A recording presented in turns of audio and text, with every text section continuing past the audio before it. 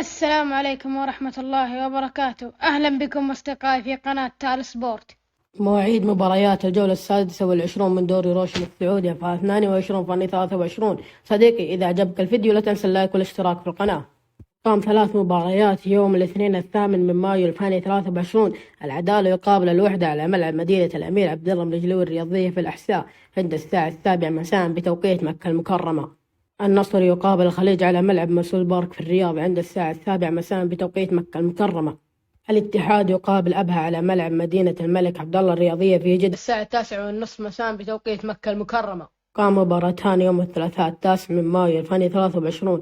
الفيحاء والفتح على ملعب مدينة المجمع الرياضية عند الساعة 7 مساء بتوقيت مكة المكرمة. التعاون يقابل الرائد على استاد الملك عبدالله الرياضية في بريدة عند الساعة 7 مساء بتوقيت مكة المكرمة. قام مباراة يوم الأربعاء 10 من مايو 2023. الباطن يقابل الطائي على ملعب الباطن في حفر الباطن عند الساعة 7 مساء بتوقيت مكة المكرمة. قام مباراة يوم الأحد 14 من مايو 2023. اتفاق يقابل الشباب على استاد الأمير محمد بن فهد في الدمام عند الساعة 7 مساء بتوقيت مكة المكرمة. قام مباراة يوم الجمعة 19 من مايو 2023. ضمك يقابل الهلال على استاد مدينة الأمير سلطان بن عبد العزيز الرياضية في أبها عند الساعة 9 مساء بتوقيت مكة المكرمة.